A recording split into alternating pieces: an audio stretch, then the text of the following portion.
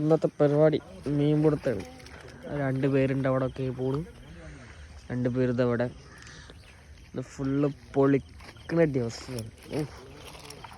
നമ്മള് സ്പോട്ടൊക്കെ കാണിച്ചു തരാം. അടിപൊളി സ്പോട്ടൊക്കെ ഉണ്ട്. നമ്മളിനി മീൻ പിടുത്തൊക്കെ നമ്മൾ കാണിച്ചു തരാം. രാവിലത്തെ ഒരു കാഴ്ച കാണിച്ചു തരട്ടെ. മീൻ പിടിക്കാൻ ഇറങ്ങിയതാണ്.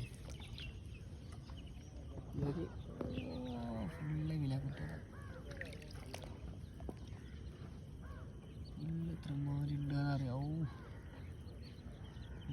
പ്ലാന് എ മൂഞ്ചി, ഇനി പ്ലാന് ബി.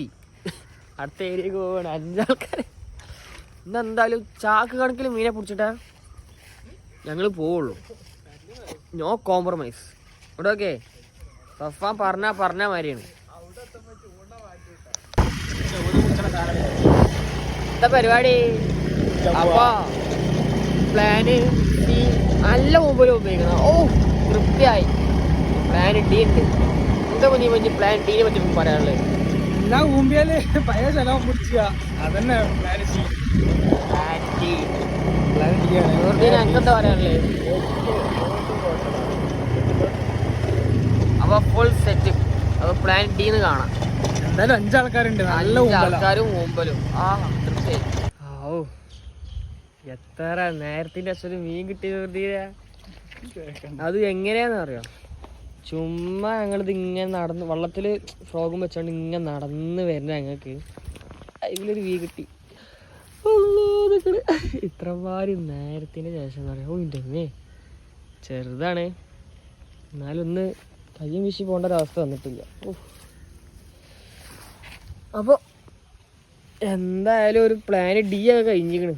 ഡിയും ഇനി ABCD EFG G ഇത് എച്ചാണ് തോന്നുന്നു. പ്ലാൻ എച്ചുമ്മൽ ഞങ്ങൾക്കൊരു മീൻ കിട്ടി. പൊന്നിടാവേ വെയ്യ. ചടച്ച് മണ്ണുത്തി പോവുകയും അപ്പോഴാണ് ഒന്നിനെ കിട്ടുന്നത്. അപ്പോൾ ഓക്കെ ബൈ. തർപ്പന കണ്ട ഈ തർപ്പന അവിടെ എന്താ കാട്ടീട്ട് വെറുതെ ഇതാ വെറും ഇങ്ങനെ ആക്കിക്കണ്ട് മീനെ വരുത്തണോന്. ഞാൻ കണ്ടിട്ടില്ലേ കിടിലൻ സൈസുള്ളൂ. പ്രതീക്ഷിക്കാത്തൊരു സാധനം. എന്തായാലും മുത്താണ്ട് അവിടെ ഒക്കെ ചുമ്മാടെ കിടന്ന് വലിച്ചിട്. ഞാൻ അയ്യോ എത്ര കാട്ടുക. 5 ആൾക്കാരൊന്ന് മീൻ പിടിക്കാൻ വന്നു നിന്റെ കൂടെ. എന്നിട്ടിപ്പോ ലാസ്റ്റ് ഞാനെന്നെ മീൻ പിടിച്ചിട്ടാണ്. ഇതാണ് അവസ്ഥ. കണ്ടില്ലേ?